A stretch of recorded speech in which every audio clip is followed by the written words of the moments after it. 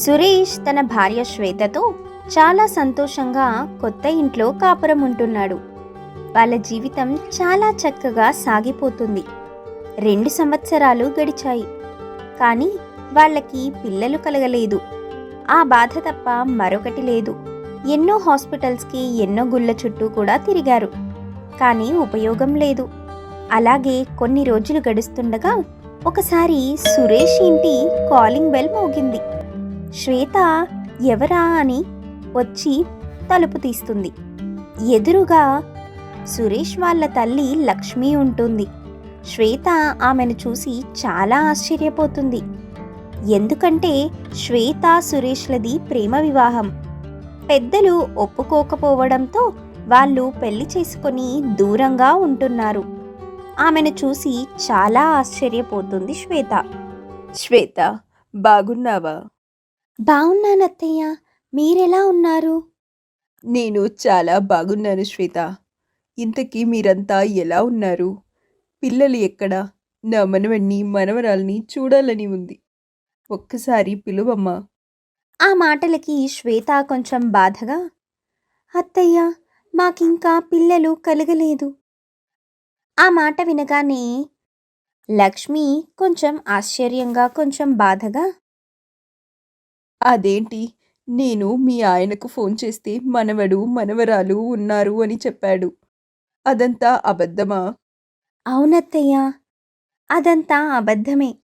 ఎందుకంటే మీకు ఇష్టం లేని పెళ్ళి చేసుకున్నాము కదా. అందుకే మళ్ళీ మీరు నన్ను ఎక్కడ బయటకు పంపించి నా భర్తకు మరో పెళ్లి చేస్తారో ఏమో అన్న భయంతో అలా చెప్పానని నాతో చెప్పాడు. మీ అబ్బాయి బదులు నేను క్షమాపణ కోరుకుంటున్నాను అంటూ ఏడుస్తుంది. శ్వేత మంచితనం చూసి అత్తగారు ఏం పర్వాలేదు అని, భగవంతుడు ఎప్పుడు ఇవ్వాలి అని అనుకుంటే అప్పుడే ఇస్తాడు. అప్పటి వరకు మీరేం కంగారు పడద్దు. మీ మావయ్య కూడా మిమ్మల్ని చూడ్డానికి రేపు వస్తానని చెప్పాడు. ఈరోజు కొంచెం పని ఉండి రాలేదు అని చెబుతుంది. అందుకు ఆమె కూడా సరే అని లోపలికి వెళుతుంది. ఆ రోజు సురేష్, తన తల్లి, భార్య ముగ్గురు కూడా సరదాగా మాటలు చెప్పుకుంటూ భోజనం చేస్తారు. రాత్రంతా మేల్కొని 1-2 దాకా అలా సరదాగా మాటలు చెప్పుకుంటూనే ఉంటారు. తర్వాత నిద్రలోకి జారిపోతారు. ఆ రోజు గడిచిపోతుంది. ఆ మరుసటి రోజు ఉదయం మావయ్య ప్రసాద్ అక్కడికి వస్తాడు. అతనికి జరిగిన విషయం చెప్తారు.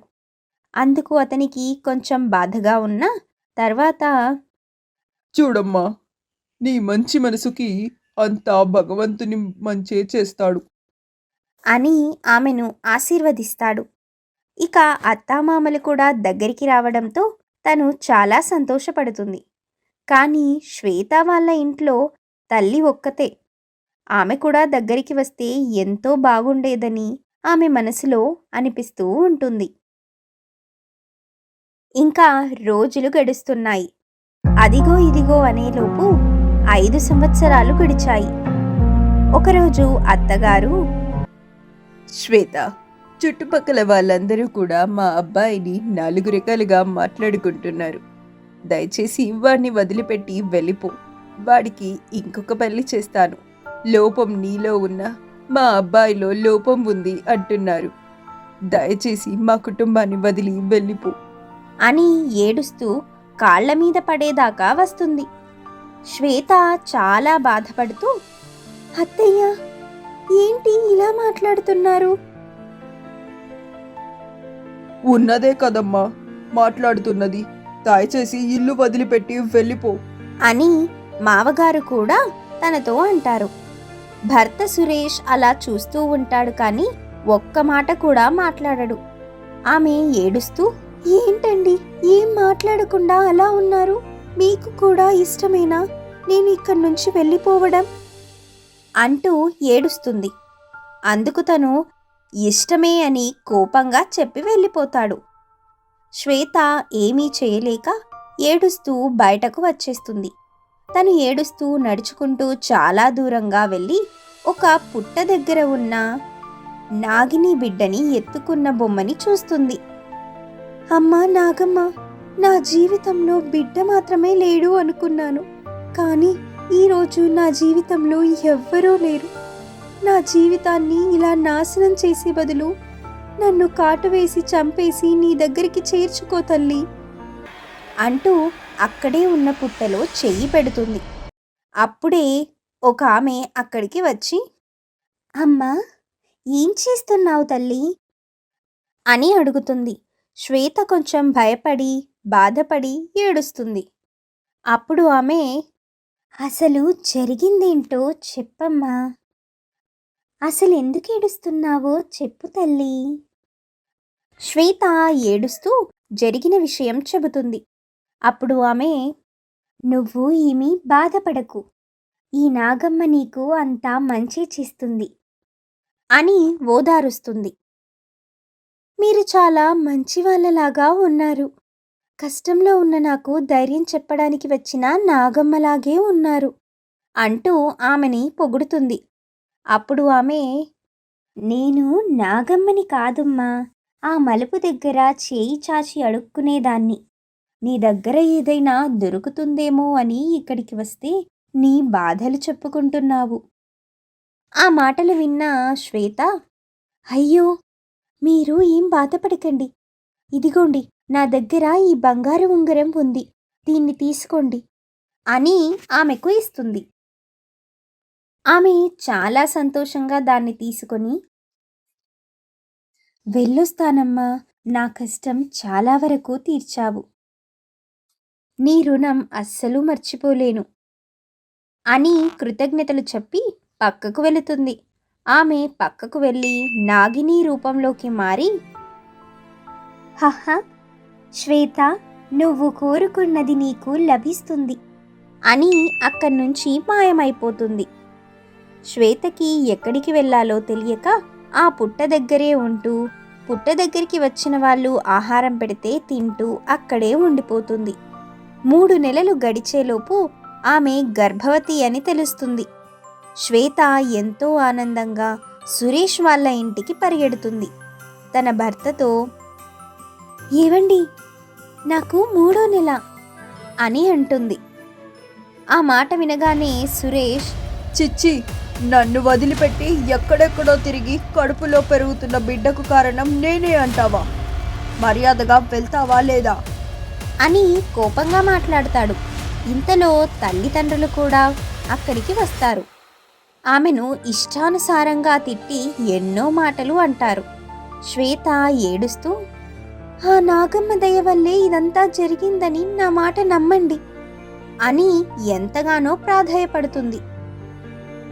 వాళ్ళు ఎవ్వరూ కూడా అసలు శ్వేత మాటను వినరు. అప్పుడు శ్వేత, అమ్మా నాగమ్మ, నువ్వున్నది నిజమే అయితే, ఈ గర్భానికి కారణం నీ మహిమే అయితే వీళ్ళ కంట కనబడు, లేదంటే మేమిద్దరం ఇక్కడే అగ్నికి ఆహుతైపోతాం అంటూ ఏడుస్తుంది. అప్పుడు నాగిని ప్రత్యక్షమై, శ్వేత, ఎందుకమ్మా బాధపడుతున్నావు? నీకు ఈ తల్లి ఉండగా ఎవరి నిందలు నీ మీద పడనివ్వదు, అర్థమవుతుందా అని అంటుంది. నాగమ్మని చూసిన వాళ్ళు గజగజ వణికిపోతారు. అందరూ కూడా ఆమెకు చేతులెత్తి నమస్కరించి, అమ్మ, మమ్మల్ని క్షమించు, తెలిసి తెలియక తప్పుగా మాట్లాడాము. మీరు చాలా పెద్ద తప్పు చేశారు, కానీ కేవలం మీరు చేసిన పూజల వల్ల మాత్రమే మిమ్మల్ని వదిలేస్తున్నాను. మరొక్కసారి ఏ తప్పైనా చేసినా నేను అస్సలు మిమ్మల్ని వదిలిపెట్టను, జాగ్రత్త అని చెప్పి అక్కడి నుంచి మాయమైపోతుంది. ఇక వాళ్ళు ఆమెని లోపలికి తీసుకెళ్తారు. శ్వేతని కాలు కింద పెట్టనీయకుండా చూసుకుంటారు. రోజులు గడిచాయి. నాగుల చవితి వస్తుంది. అందరూ పుట్టలో పాలు పోస్తూ ఉంటారు. శ్వేత, నేను కూడా వెళ్ళి పుట్టలో పాలు పోస్తాను. అమ్మా శ్వేత, ఇప్పుడు గుడి దగ్గరికి వెళ్ళకూడదమ్మా. నువ్వు గర్భవతివి కదా, నువ్వు అలా వెళ్ళకూడదు. గర్భవతి స్త్రీలు గుడి దగ్గరికి వెళ్ళకూడదని ఒక నియమం ఉంది. శ్వేత ఆ మాటలకు చాలా బాధపడుతూ లోపలికి వెళుతుంది. తను ఏడుస్తూ, అమ్మా నాగమ్మ, నీ బిడ్డ అయిన నాకు నీ దగ్గరికి రావడానికి ఈ నియమం ఎందుకమ్మా అని చాలా బాధపడుతూ ఉంటుంది. అప్పుడు నాగిని ప్రత్యక్షమై, శ్వేత, నువ్వు నా దగ్గరికి రాకపోయినా నేను నీ దగ్గరికి వచ్చాను కదా, నాకు ఆకలిగా ఉంది, పాలు తీసుకురావా అని అంటుంది. శ్వేత చాలా సంతోషపడుతూ, అత్తయ్య, అమ్మొచ్చింది, నాగిని అమ్మ వచ్చింది, పాలు తీసుకురండి. అత్తగారు చాలా కంగారు పడుతూ ఉన్న పాలు తీసుకొని వస్తుంది. ఇక అత్తాకోడళ్ళు ఇద్దరూ కూడా నాగినికి పాలు పోస్తారు. ఆమె దానిని తాగి దీర్ఘ సుమంగళి భవ అని వాళ్ళను దీవించి అక్కడి నుంచి వెళ్ళిపోతుంది.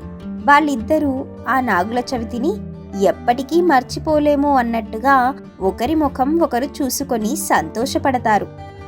ఇక నెలలు గడిచాక ఆమె ఒక ఆడబిడ్డకు జన్మనిస్తుంది. దాన్ని చూసి ఎంతగానో సంతోషపడతారు. ఆ బిడ్డను నాగిని దగ్గరకు తీసుకువెళ్ళి ఆమెకు దేవి అనే పేరు పెట్టిస్తారు. నాగమ్మ ఆ బిడ్డని అలాగే ఆ కుటుంబాన్ని దీవిస్తుంది.